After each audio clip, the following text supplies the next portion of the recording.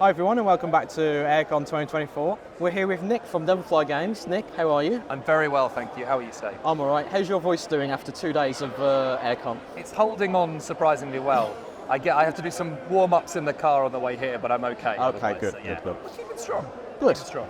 So you're here this weekend showing off Undermined to everyone. Yes. Why don't you give us a brief overview of how the game plays and what it's all about? Yeah, of course. So this is Undermined Pairadice City, which is a card and dice game set in the Gold Rush era of the Wild West. I've just realised it's Pairadice. Yes, yeah. We, as you may know, we love a pun Yeah. at Devilfly Games, so we try and incorporate as much as we can into them. It's a lighter card game with some elements of push your luck, some take that.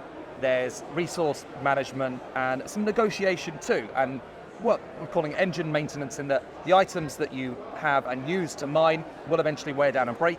And so what you want to be doing is you want to be buying better ones from the shop to further your mining engine.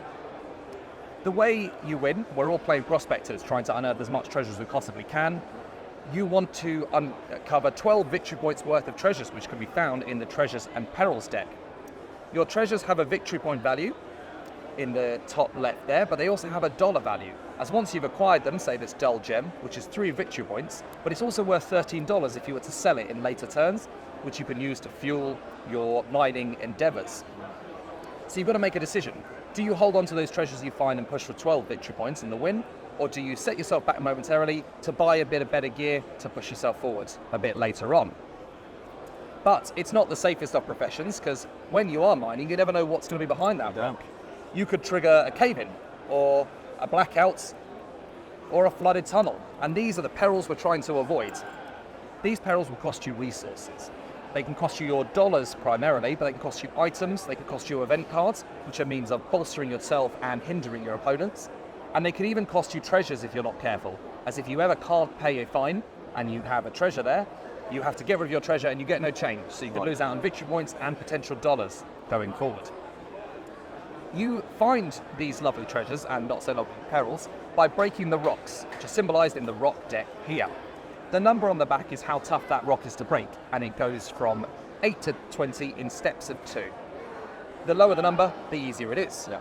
We mine by rolling 2 dice, taking the total of that roll and adding the bonus of the item we're choosing to mine, whether it's an explosive like TNT or a pickaxe. If the number is equal to or bigger than the item value there, the rock value, we have broken it. You flip it over, and it will either say, reveal a card from the Treasures and Perils deck, or it will give you some money, so you just might get $6 there. Everybody starts with the same 3 items. There are better versions of those in the shop deck. Items all have a use, an item type, whether they are an explosive, a tool, or equipment.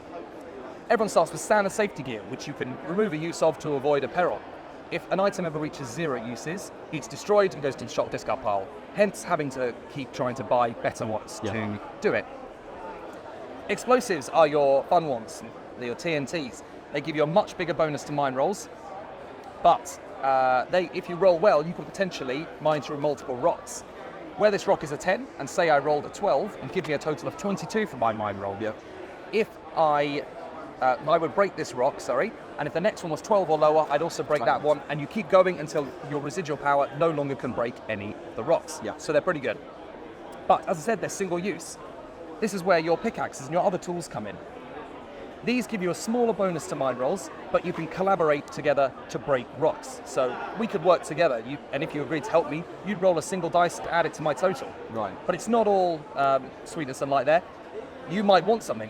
We're competing. It's not the kind of world where you just give things away for free.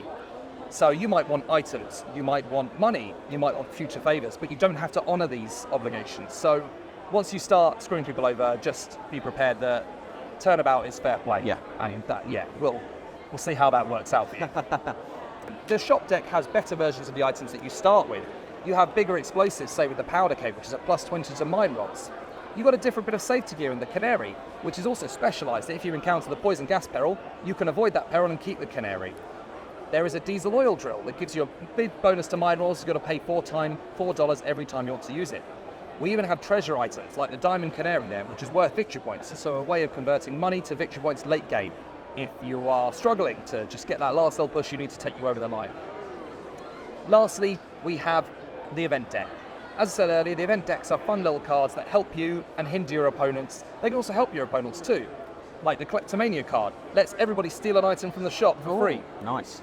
There is supply and demand that makes everything twice the cost in the shop for a turn. A gold rush gives everyone $5, or even the damp squib that means an explosive can only mine 1 rock.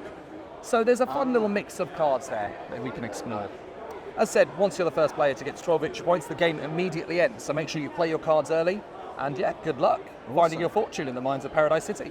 Excellent. So you successfully kickstarted this last year? Yes, so last July. So you're in the process of getting this out to all the backers at the moment? We are, yes. So production has finished. Yep. We are waiting on confirmation of our shipping, and hopefully, this is all fingers crossed and still very touchwood caveat. Oh yes. We will get it by the middle of April. Then we're going to make sure we fulfill our orders as soon as we can, because we already thank the people for supporting us. Yeah. Get it out there as soon as we possibly can. So I'm presuming you'll have copies of this for sale at Expo as well then? That's the plan. Yeah, so we've got a stand at UK Games Expo. We're going to be there, ready to go. Yeah, so and this is a sample representative of it. Yeah. It's going to be that size. We're playing with some of the nicer components that we unlocked at the Kickstarter, so the playmat, the enhanced dice, but everything, the cards and the dice and the cardboard components that come with it are all in there. Do we know what the retail prices of everything will be? So £28 for the base game. Yeah, okay. Yeah, and I can't quite recall what the other ones are. I've just been answering the question on that. No, it's okay, don't worry. So, yeah. Awesome. Okay, if people want to find out more, Nick, where should they go online? So you can find us on Facebook and Instagram at Devilfly Games. We do have late pledges open at the moment on BackerKit, which is devilflygames.co.uk. Yep. And yeah, we'll post on social media about when we're at expos, what games we're playing, progress on the game, and just other stuff with it. Because my friend Chris and I, we just like playing games, so we like to just show what we're up to. Okay. Well, thanks, Nick, for taking the time to chat to us. No, thank you. Really enjoyed playing this. I'm glad. Yeah.